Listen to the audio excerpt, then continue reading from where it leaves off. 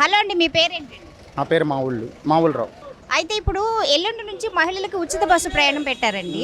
అయితే మీ ఆటో వాళ్ళకి దాని గురించి ఎలాంటి ఎఫెక్ట్ పడిద్ది అనుకుంటున్నారు? మా ఆటోలకి ఎఫెక్ట్ పడిద్ది, మరి ఎఫెక్ట్ పడకుండా ఏముండదుగా. గవర్నమెంట్ ఏదో రకంగా ఆదుకుంటే మమ్మల్ని కొంచెం, మేము కూడా కొంచెం, ఇప్పుడు ఉచిత బస్సు అనేది గవర్నమెంట్ పెట్టింది, మా ఆలోచన కాదు. గవర్నమెంట్ పెట్టినప్పుడు మరి అది ఎవరు ఆపడానికి లేదు. ఇప్పుడు మమ్మల్ని ఏదో రకంగా ఆదుకుంటే ఆటో డ్రైవర్లని కేసులు కూడా రోడ్డు మీద ఇష్టాసరంగా రాస్తున్నారు. అది మమ్మల్ని కూడా కొంచెం కేసులు అవి తగ్గించి మమ్మల్ని కూడా ఏదో రకంగా ఆదుకుంటే అది. ఇప్పుడు మొన్న సపోజ్ గుడికాడ ఆపాను నేను. గుడికాడ ఆపితే 885 రూపాయల కేసు కొట్టారు. ఏమంటే మళ్ళీ ఒక నిమిషంలో గ్యాప్లో ఇంకో కేసు కొట్టారు. అదేంటి మేడం అని వెళ్ళి అడిగినా కానీ ఆ మేడం గారు కట్టుకోవాల్సిందే, చేసేదేం లేదు అని అంటున్నారు.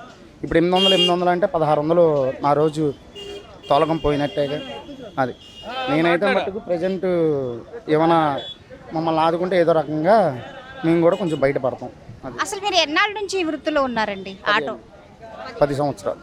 అంటే ఎలా ఉంది ఈ ఆటో వాళ్ళకి? కాకంటే ఆటో వాళ్ళ పరిస్థితి మీకు సంబంధం. ఈ ర్యాపిడో వాలా ఊబర్ వచ్చింది ఎవరిదేమో మమ్మల్ని అసలు ఆటో వాళ్ళని కూడా జనాలు లెక్క చేయట్లా. ఆటో తెల్లారితే ఆటో కావాలి జనాలకి, కానీ ఆటో డ్రైవర్ అంటే పెద్ద ఇది. ఆటో డ్రైవర్ని చునకలుగా చూస్తాం, జనాలకు అలవాటే. అది అలవాటే. దట్టు ఇప్పుడు మళ్ళీ ఉచిత బస్సు ప్రయాణం అన్నారు, ఇంకా మహిళలందరూ అటు వెళ్ళిపోతారు. అంటే ప్రభుత్వం నుంచి అసలు మీరు ఏం కోరుకుంటున్నారండి? మీకేం కావాలి? మమ్మల్ని ఏదో రకంగా ఆదుకుంటే చాలు. ప్రభుత్వం కదా నిర్ణయం తీసుకుంది, ఇప్పుడు మా చేతుల్లో ఏమీ లేదు కదా మేము ఆలోచించడానికైనా. ప్రభుత్వం ప్రభుత్వం నిర్ణయం తీసుకున్న తర్వాత మనం ఏం చేయలేం దాన్ని ఆపడానికి. ఫ్రీ బస్ పథకం అనేది వాళ్ళు గెలిచే ముందే తెలుగుదేశం వాళ్ళు ఆల్రెడీ ప్రకటించారు ఫ్రీ బస్సులు పెడతామని. ఇప్పుడు వాళ్ళు పెట్టకపోయినా వాళ్ళని కూడా జనాలు ఊరుకోరు. ఫ్రీ బస్సు ప్రతిపక్షం వాళ్ళు కూడా ఫ్రీ బస్ పెట్టమని అడుగుతున్నారు. అది ఇప్పుడు ఫ్రీ బస్ అనేది ఇంకా గవర్నమెంట్ నిర్ణయం కాబట్టి మమ్మల్ని ఏదో రకంగా ఆదుకోవాలి. నేను ఒక్కరిని అడగలేను కదా, అందరి నిర్ణయం తీసుకోవాలి. అందరి తరపున మీ డిమాండ్స్, అందరితో పాటు మీకు కూడా జీవనోపాధి కల్పించాలి, మీరు హ్యాపీగా. మాకు కూడా ఏదో ఒక రకంగా మేము నష్టపోతాం కదా. ఇప్పుడు మహిళలు లెక్కపోయినా కానీ మాకు నష్టమే కదా. అది మమ్మల్ని ఏదో రకంగా గవర్నమెంట్ ఆదుకోవాలి, అది మేము అనుకుంటాం. మా డిమాండ్ అయితే అది. హలో అండి, చెప్పండి.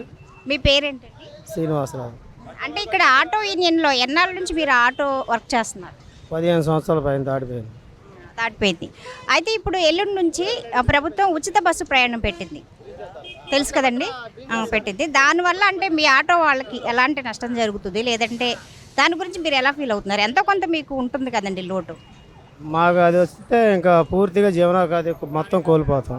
కుటుంబాన్ని పోషించడానికి ఇప్పుడే కష్టంగా ఉంది.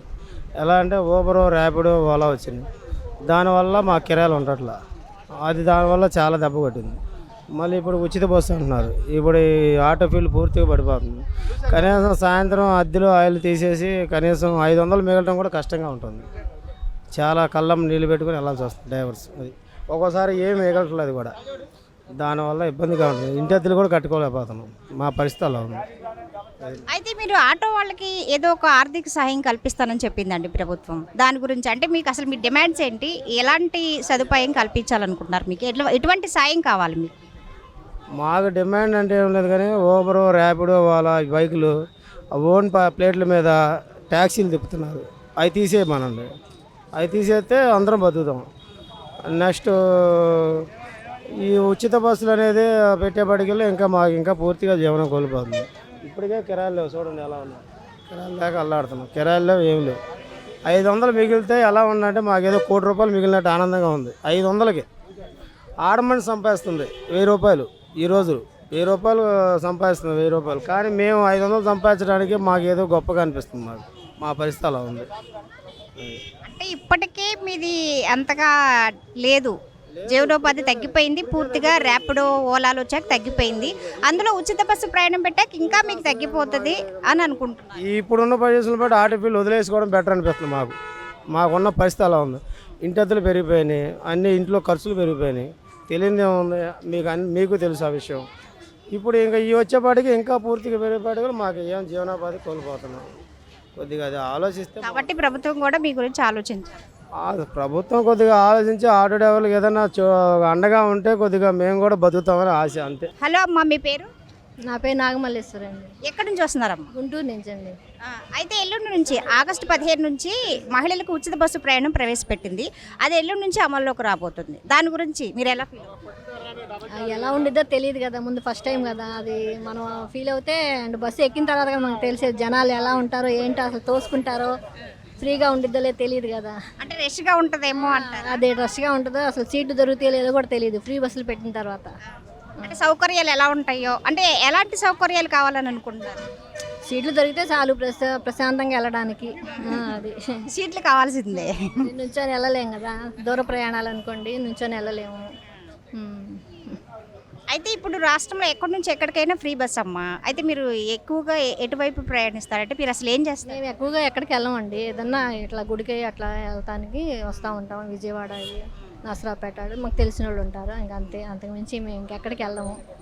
ఫ్రీ బస్సులు పెట్టినాక ఏమైనా వెళ్ళాల్సి వస్తే వెళ్తామేమో చెప్పలేము. ఫ్రీ బస్ వచ్చింది కాబట్టి ఇప్పుడు వెళ్ళిపోతారు ఎక్కువగా. అంటే అవసరం ఉన్నా లేకపోయినా వెళ్ళిపోతారు. గుడికి వెళ్ళిపోవచ్చు, ఆ. దర్శనం చేసుకోవచ్చు, నసరాపేట వెళ్ళొచ్చు, కోటప్పకొండ వెళ్ళొచ్చు. అయితే అమ్మ ఈ ప్రభుత్వం ఎలా ఉందాం?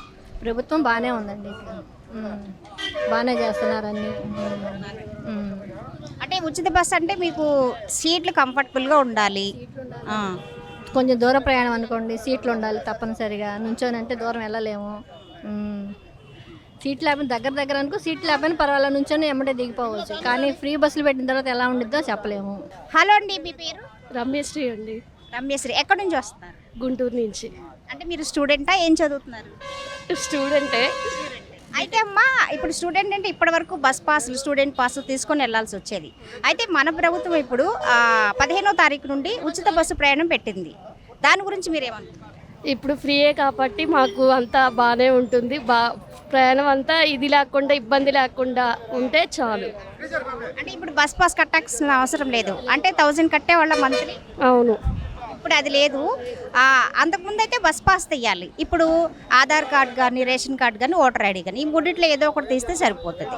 దీని గురించి ఆధార్ కార్డు, రేషన్ కార్డు అన్నీ ఉన్నాయి. అంటే అంతకుముందు అంటే జెంట్స్, లేడీస్ కలిపి ప్రయాణించే వాళ్ళు కొంచెం మీకు ఇబ్బందిగా అనిపించేది. ఇప్పుడు కొంచెం తర్వాత ఏమన్నా చూడాలి.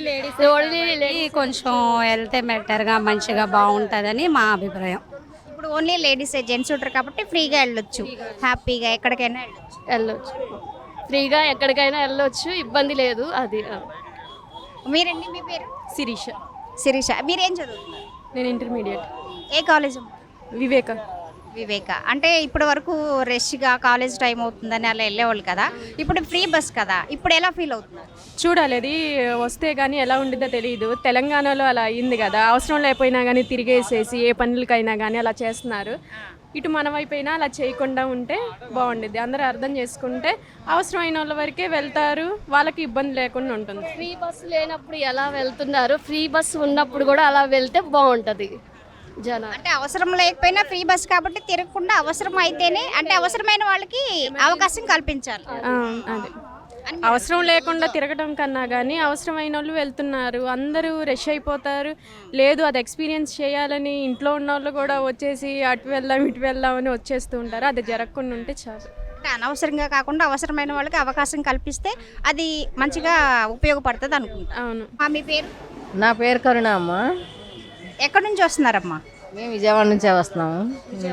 అయితే అమ్మా, ఎల్లుండి నుంచి ఇండిపెండెన్స్ డే సందర్భంగా మహిళలకి ఉచిత బస్సు ప్రయాణం పెట్టింది ప్రభుత్వం. దాని గురించి మీరు ఎలా ఫీల్ అవుతున్నారు? మేము చాలా హ్యాపీగా ఫీల్ అవుతున్నాం అమ్మా. ఉచిత బస్సులు అంటే అందరికీ హ్యాపీనే కదా, జర్నీ బాగుంటుంది, రిస్క్ లేకుండా ఉంటారు. అందులో ఆర్టీసీ ఛార్జీలు పెంచేసింది, చాలామంది ఇబ్బంది పడుతున్నారు. ఇప్పుడు ఉచితం కదా, ఇప్పుడు రాష్ట్రంలో ఎక్కడి నుంచి ఎక్కడికైనా వెళ్ళొచ్చు. మీరు ఎక్కువ ఎటు వెళ్తారు, మీరు అసలు ఏం చేస్తారు? మేము హౌస్ అయిపోయినామా, మేము ఎక్కువ గుడికి వెళ్తాము. విజయవాడ దుర్గ గుడికి, అటు మామూలుగా ఏలూరు, ద్వారకా తిరుమల, భద్రాచలం, పెద్ద తిరుపతి, ఇటు ఎక్కువగా వెళ్తూ ఉంటాం. అది ఈ గవర్నమెంట్ ఎలా అవుతుందమ్మా? గవర్నమెంట్ గురించి హ్యాపీనా?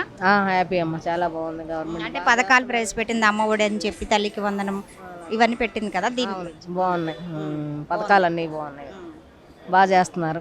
హ్యాపీగా ఫీల్ అవుతున్నాము మేము. అంతకుముందు అయితే మనం బస్ ఎక్కితే స్టూడెంట్స్ అయితే బస్ పాస్ కానీ మళ్ళీ లేదంటే లేడీస్ అయితే ఛార్జెస్ కానీ తీసుకోవాలి. ఇప్పుడు అది లేదు. ఓటర్ ఐడి కానీ రేషన్ కార్డు కానీ ఆధార్ కార్డు కానీ ఈ మూడిట్లో ఏదో ఒకటి చూస్తే సరిపోతుంది. మీకున్నాయమ్మా? ఉన్నాయమ్మా. అయితే హ్యాపీగా ఉందా? హ్యాపీగా ఉన్నాను.